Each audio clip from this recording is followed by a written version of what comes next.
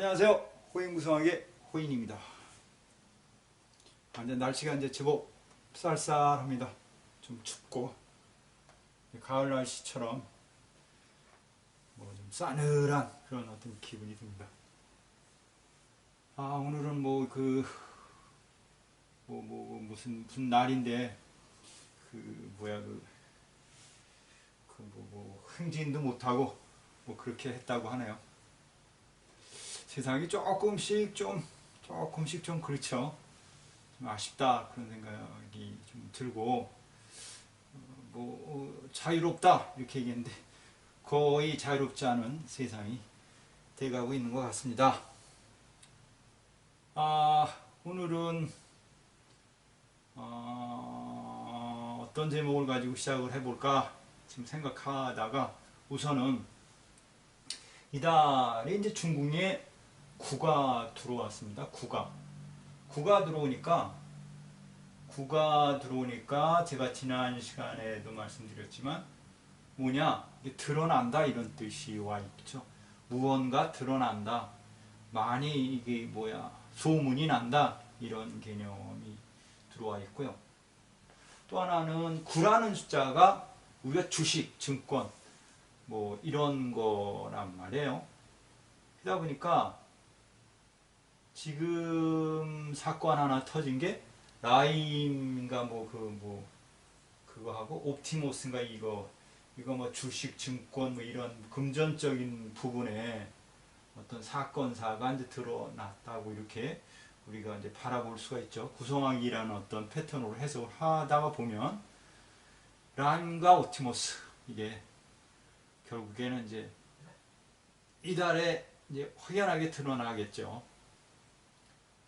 이거를 이렇게 보다가 보니까 이게 언제 이게 생겼나 이렇게 딱 봤어요. 그랬더니 2012년 설립이 2012년이래요. 이게 그러니까 구성하기 이렇게 딱 둘러맞는다니까요.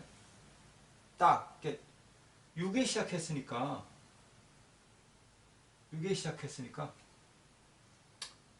이게 9에 발현되는 건 당연하다. 6에 설립했고 9의 9월 달에 드러났습니다. 이건 정확하게 와서 딱 때려 맞은 거죠.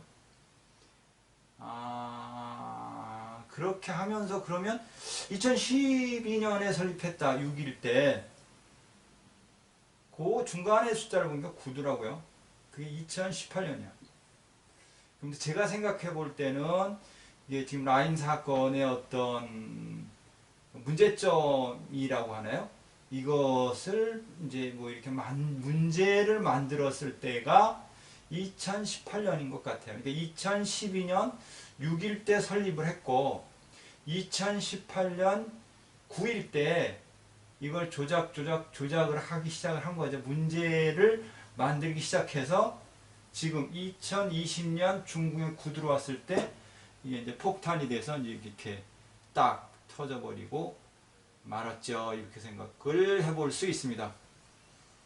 그러니까 누군가가 이게 사건이 어떠냐 이렇게 물었을 때 그게 2012년에 설립을 했고 언제부터 이거를 문제화했냐? 2018년 중국에 9 들어왔을 때. 그래서 또 이달에 9 들어왔을 때 이 문제가 터졌습니다. 이렇게 바라볼 수가 있겠습니다. 과연 그 라임 사건인가 하고 이 옵티모 사건이 얼마나 이게 드러나질지는 모르겠습니다. 지금 워낙 이것저것 다 감추고 다 이게 이러는 세상이 되다 보니까 드러나야 되는데 이게 연반해서 이게 터져버리면 확실히 드러나요. 근데 이게 월반해서 이게 문제화 되니까 얼마나 이게 드러날지 어떤 퀘션 마크가 걸려지는 거죠. 어쩌면은. 그러면 이게 다시 드러날 때가 언제냐? 다시 드러날 때는 쭉 보면 내년 1월입니다. 내년 1월쯤에 이 사건이 마무리가 안 되거나 덮어지거나 이런다고 하면 내년 1월쯤에 다시 한번 또 게 이제 드러나거나 문제가 될 텐데 이때는 중국에 유교가 버리기 때문에 이때는 법으로 갑니다. 뭐 이때 문제를 일으켰던 사람들이 이때 가서 뭐야 재판을 받거나 뭐 법 문제가 뭐 확연하게 터져버리거나 이럴 수가 있고 이게 지금 군대 내년에 6.25입니다. 그럼 이게 막 덮어진다고 한다 하에도 내년이 되면 또 다시 이게 또 귀촉이 돼서 문제를 일으키거나 이렇게 되지 않을까 이렇게 생각해 볼 수가 있습니다.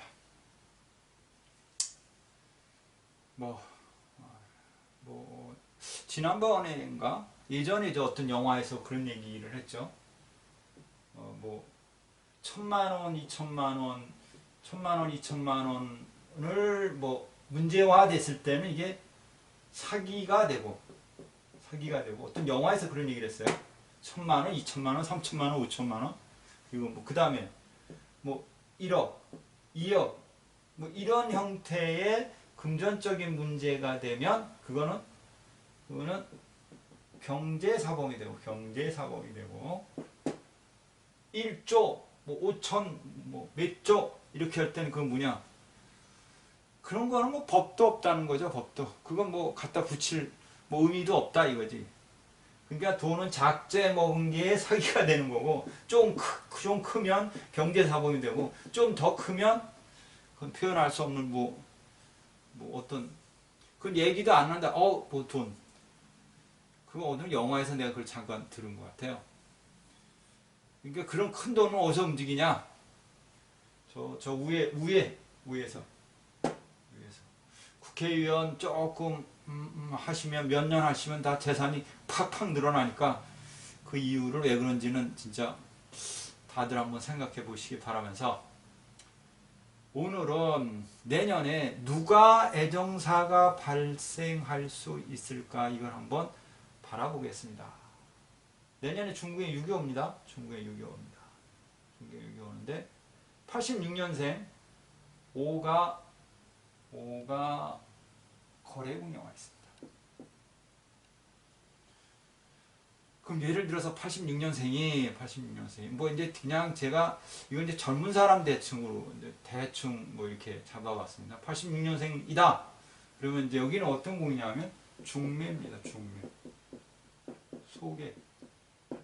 이런 개념이 오는 거죠. 애정사가 만약에 만들어집니다. 이렇게 되면 내년에 86년생이다. 이렇게 얘기했을 경우에 이건 뭐냐면 5인데 중매 소개 그리고 5라는 숫자는 뭐냐면 사실 결혼이 늦습니다. 일찍 할 수가 없어요.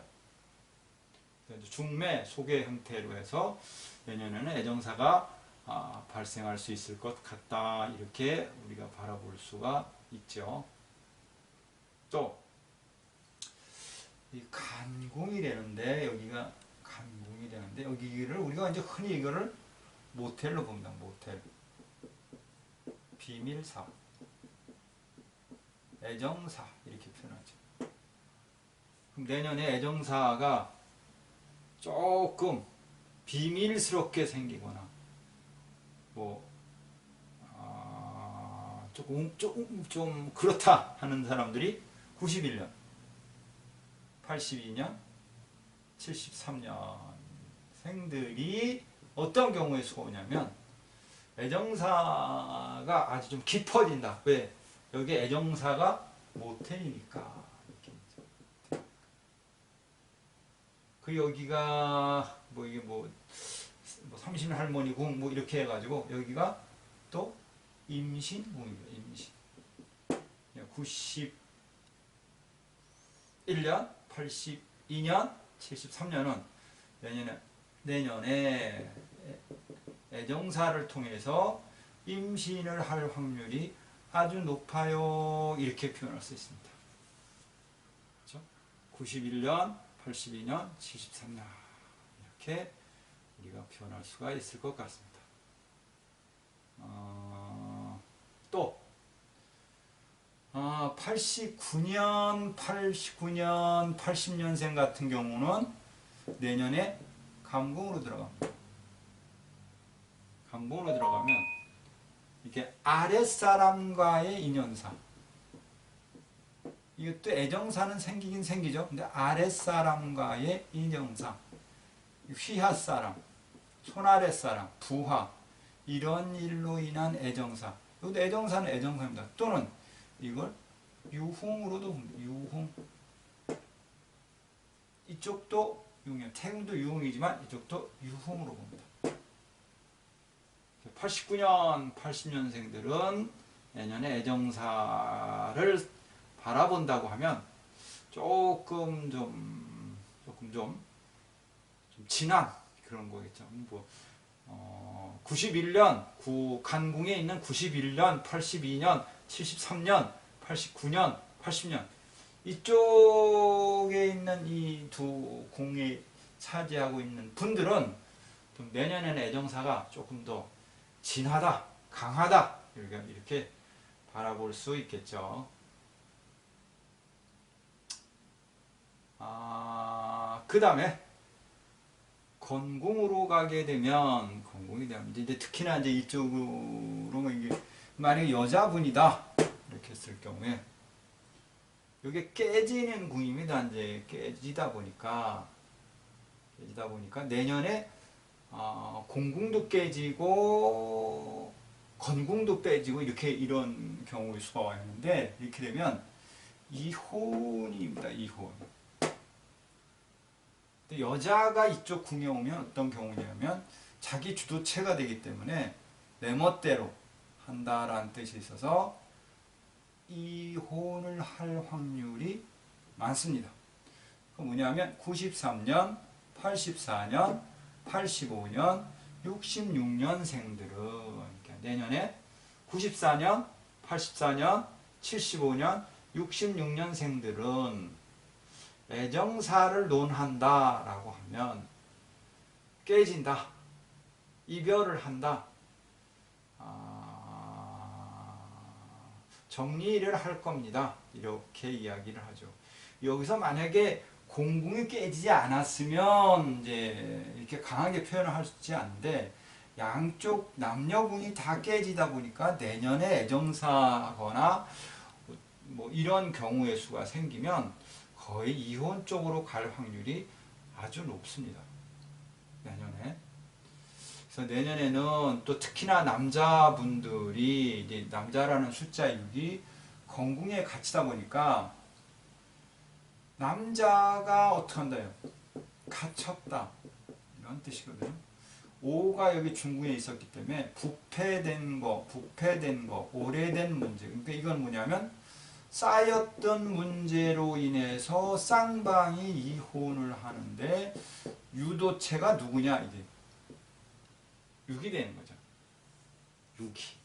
6의 잘못으로 인해서 그러니까 남자의 잘못 때문에 남자로 인해서 이렇게 해서 내년에는 이별을 뭐 할 수 있다 이렇게 바라볼 수가 있을 것 같습니다.